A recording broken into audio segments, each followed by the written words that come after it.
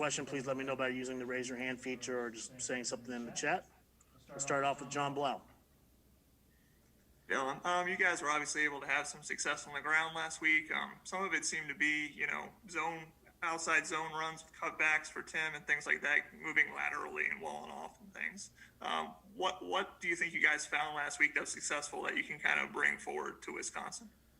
I think the biggest thing was just preparation. Throughout the week, we knew that it was going to be important for us to run the ball to be successful, and Coach Hiller and all the offensive staff really challenged us and kind of took that to heart, and I think we had the best technical game that we've had, just getting in combinations and moving guys and getting to the right people. So we just have to hone in on that each and every day and just keep improving. Matt Weaver, then Rick Bozich. Hey, Dylan. I know obviously you have been primarily at left guard, but have also played some right guard this year. Just talk about the difference. I'm sure it's not a huge difference, but maybe footwork's a little bit different being on each side. Just is there a big difference, and how hard is it to go from one side to the other during the game or even during a week in practice?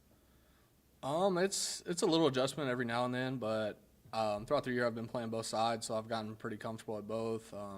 Like you said, it's just different footwork. You have to really hone in on the details of that and hand placement, and just the biggest thing for me is which hand you're punching with first, and just trying to really hone in on where I'm punching people at. So, yeah, that's the biggest thing I try to focus on when I switch sides, and just try to keep the game simple. Rick Bozich, and then Zach Osterman. Yeah, Dylan, as you can Michael's had a tremendous year at quarterback, and now he's out for the year, and Jack's going to be the guy. He played for about a half on Saturday, but there's a lot of curiosity about how the offense will change, what his strengths are. From seeing him all year at practice, what do you expect from him, and what gives you confidence?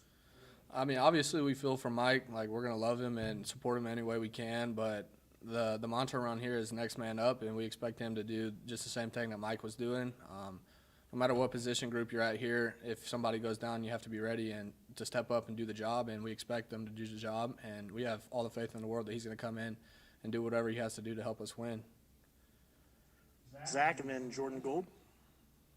Going back to the idea of switching positions, I think Coach Sheridan said earlier this week that just knowing the unfortunate reality of guys, getting knocked out by positive tests or whatever this season, you guys kind of prepared where a lot of guys worked a lot of different spots offensively in the preseason. And I don't know if that means you're literally working every single spot on the offensive line, but how much do you think it helps when maybe you do have to build a line that's versatile and guys can be able to flip sides and maybe pick up the slack in a position that's a little bit less familiar, kind of on short notice, that you have so much experience? You've got so many guys with just a ton of years under your belt on that line. Yeah, I mean, obviously in a pandemic year, you have to be ready for everything.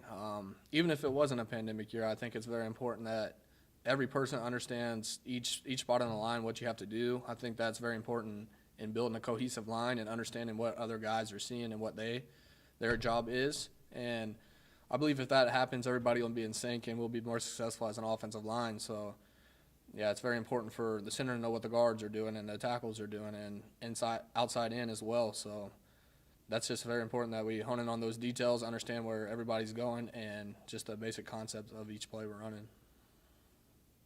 Jordan? Hey, Dylan. Unrelated question, but obviously Indiana basketball playing your alma mater Stanford today, Maui Invitational. What are your thoughts or feelings about that game? Who you're rooting for today? Well, I actually watched both their games yesterday.